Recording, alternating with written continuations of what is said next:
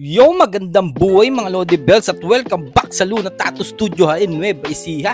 At kung nakikita nyo naman mga Lodi Bells, nandito tayo sa Alapaap mga Lods dahil dadayo tayo ng Chinese New Year sa Taiwan mga Lods. At meron tayong mga tropa na nagpa-schedule doon sa Taiwan mga Lodi Bells. Kaya naman pagdating pa lang natin dito sa Taiwan mga Lodi Bells ay talagang nagtatuan talaga at ise-set up na natin talaga yung mga gamit natin mga Lods. So ayun nga mga Lods, at ang project po natin ngayon ay full sleeve na geometric tattoo design kaagad. At first timer ang ating tatatuan. Titignan natin kung hanggang saan ang tibay ng ating bossing na si Boss Art. Ayan, shoutout sa iyo Boss Art dyan sa Taiwan. At dahil nga natapos natin mga Lods yung ating mga pinrint na design at dito magsisimula na tayo mga Lods. At ito nakatapos na tayo ng ibang pattern dito at sinishadingan natin. So detalye na itong ginagawa natin sa upper part ni Boss Art. Kaya naman medyo nagtagal yung design na to, no, sa upper part kasi detalyado to kumpara dun sa ibang mga geometric pattern design na ginagawa natin, ano. So yun nga mga Lods, at first time na magpatato ni Boss Art at talaga namang sobrang laki kagad ng pinagawa niya, no? Kaya naman iniisip ko kung mayayari talaga namin tong full sleeve na to, no? Kasi talagang sa first timer bibihira yung nakakatapos talaga ng full sleeve. So napagpasyahan namin talaga dito na tingnan natin kung hanggang saan yung matatapos muna sa first day at tutuloy natin sa pangalawang araw dahil talagang hindi kaya talagang tapusin to ng isang araw lang dahil geometric pattern design talagang sobrang detalyado. At kung tatapusin naman namin to sa isang araw, baka may zombie na kami talaga sa puyat mga Lods. So isa to sa mga pattern talaga na sobrang tagal gawin mga Lods, ano? Pero talagang tinaga namin to dahil nagagandahan kami dito sa design na to ng geometric.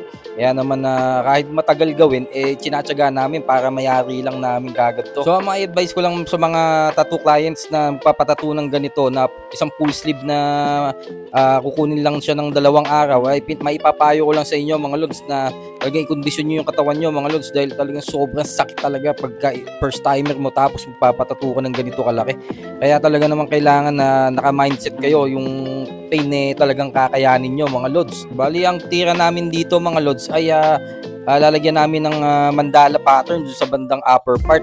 Tapos yun muna yung tatapusin namin. So ito yung first session namin mga Lods sa unang araw. Ayan at sinasabunan natin, ano. Tapos babalik si Boss Art kinabukasan para naman dun sa lower part na gagawin namin. So hindi namin pinilit na yariin talaga kung hanggang yung kaya, no. So dito muna yung tatapusin namin para naman na makapagpahinga si Boss Art kagad dahil hindi kasi pwede sa kanila na abutin siya ng ng 10 PM mahigit kasi dahil may curfew din sa kanilang company nila dahil stay in sila doon.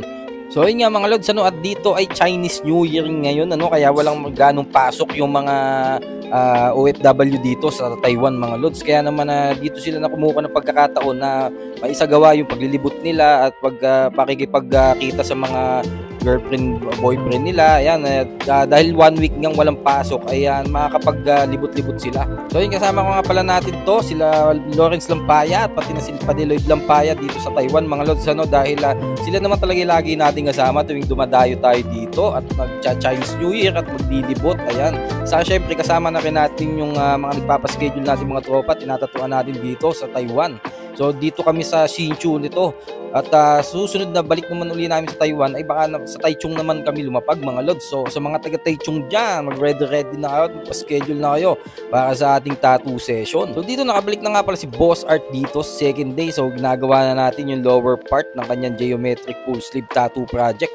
So believe naman talaga ako kay Boss Art dahil kalmado lang siya, no mga Lods. Talaga namang tinititigan niya yung tattoo niya habang gumiguhit talaga at kinukulayan natin, no, para hindi siya masaktan. So sa design na to mga Lods na geometric at magdalad project na to ay pinagkatiwala na sa akin ni Boss Art. So sabi ni Boss Art, ikaw na bahala basta geometric, at dahil may tiwala man daw siya sa akin, so bibigyan natin siya ng isang napakagandang geometric full sleeve tattoo project. So yun mga Lods, at continue tayo mga Lods, at ito magpiprint na naman tayo ng isa pang panibagong design at ilalagay natin to sa inner part ng kanyang arm kung saan napakasakit talaga, grabe, napakanipis na kasi ng balat dito kaya sobrang sakit talaga dito sa part na to.